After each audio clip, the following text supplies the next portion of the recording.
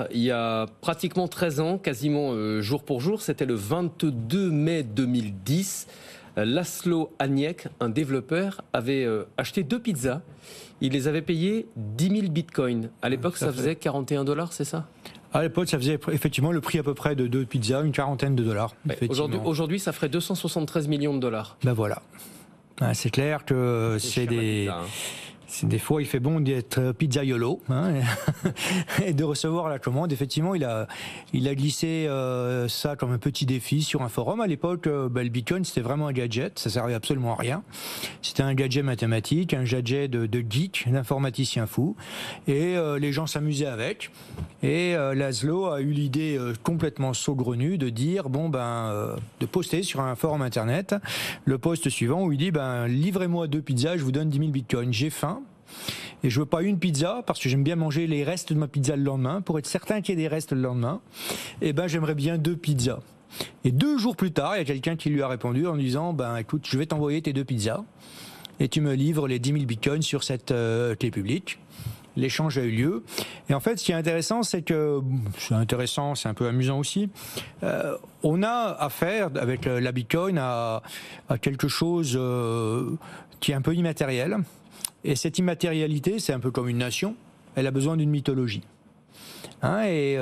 L'histoire récente de cette immatérialité qu'est le Bitcoin, elle a de temps en temps des petites dates mythologiques qui ne servent pas à grand-chose, mais qui servent à mettre des bornes dans l'évolution de la monnaie.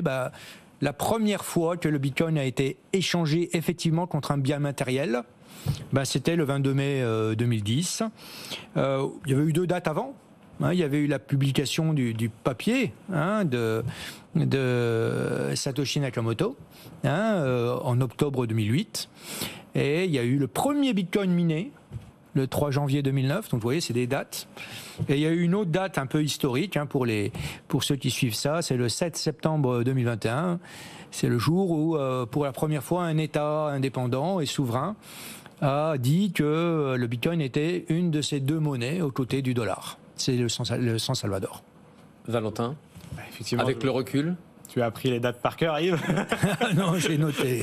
Non, mais effectivement, ça fait partie des dates assez importantes et celle de Pizza Day, puisque c'est comme ça qu'on l'appelle dans l'écosystème, et souvent célébré. Pizza Day. Beaucoup ont mangé des pizzas hier soir, parce que c'était hier, tout à fait. pas de bêtises. Et cette anecdote est toujours amusante, et chaque fois qu'on en parle, la somme que ça vaut aujourd'hui augmente un petit peu. En tout cas, ça remet les choses en perspective. Quand on parle de la volatilité du Bitcoin, ça rappelle quand même que sur le long terme, la tendance, elle est clairement à la hausse. Ça, c'est sûr que Yves l'a observé puisqu'il est là depuis 10 ans et qu'il le voit depuis plus longtemps que nous à Cryptost. Oui, c'est sûr que quand on dézoome, puisqu'il s'agit toujours de dézoomer, on se rend compte que effectivement, ça valait 40 $ il y a 10 ans, que c'est plusieurs centaines de millions aujourd'hui. Si on l'avait fait il y a 2 ans, puis on l'a forcément fait sur ce plateau, c'était 300 ou 400 millions. Maintenant, c'est 250 à peu près. Mais sur la long terme, je pense qu'on ne retrouvera pas 40 $. Si ça redescend, ça sera pas en dessous du prix, ou alors c'est qu'il y a eu un gros problème, soit sur la planète Terre, soit sur Bitcoin.